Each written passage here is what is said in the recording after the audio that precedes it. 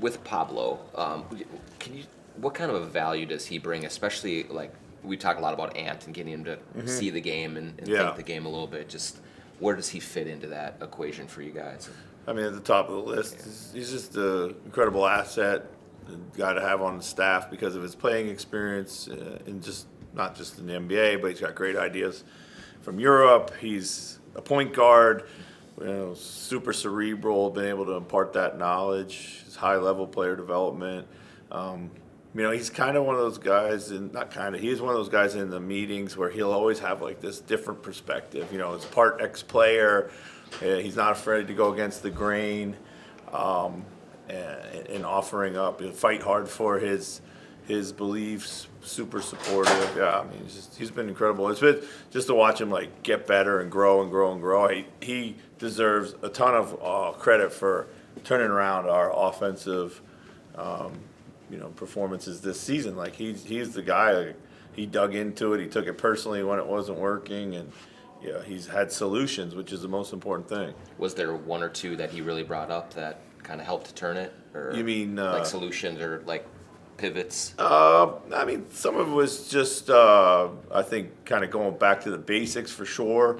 But also just understanding like spacing concepts, how we can better employ Julius, like what we figured out he does well, how we can like kind of use that as a way to kind of play through, and then just keep tweaking our plays. Like every year, like we have the same kind of skeleton of an offense, but every year we just kind of keep figuring out like what are the better parts within that we need to double down on. So, Chris, there's that narrative about the playoffs, right? That the game is different than it is the regular season, slows down, whatever. Yeah.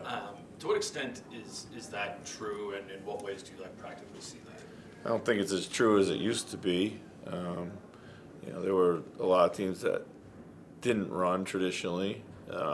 So it became a slow game. I think maybe a little bit more deliberate game, less turnovers, that kind of stuff. So add to that kind of perception that it did slow down or it had slowed down. But now so many teams, part of their identity is running, understanding that at this time of the year you got to run and play fast, make quick decisions, just because you need easy baskets no matter how they come.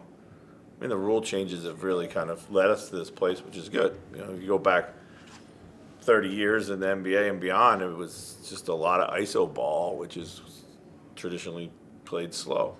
Spacing was super deliberate.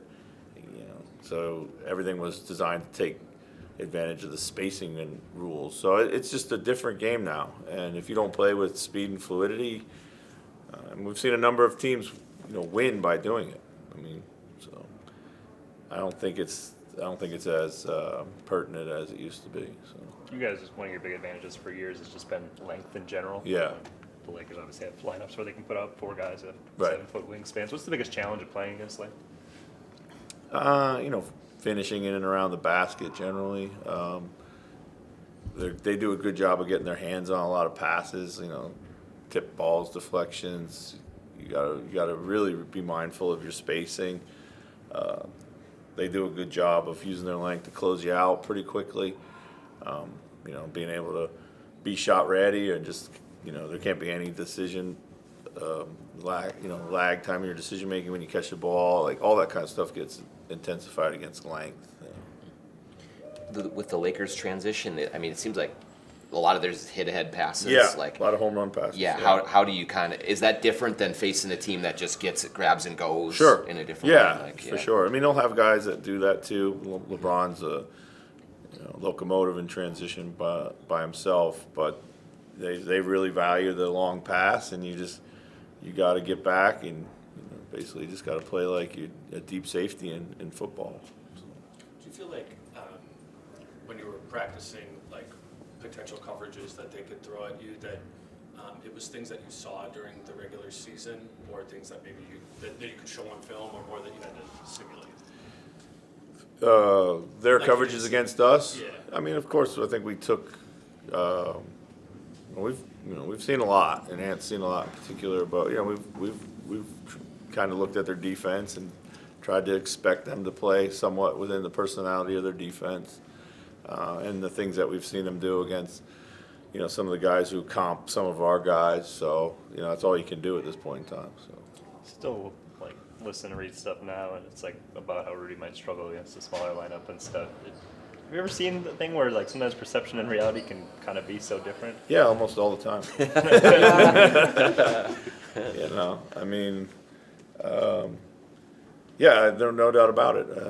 I think some of these narratives are cheap.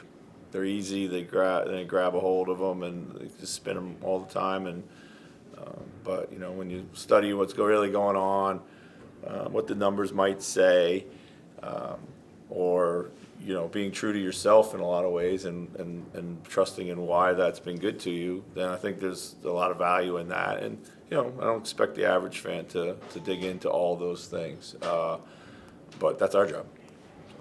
You've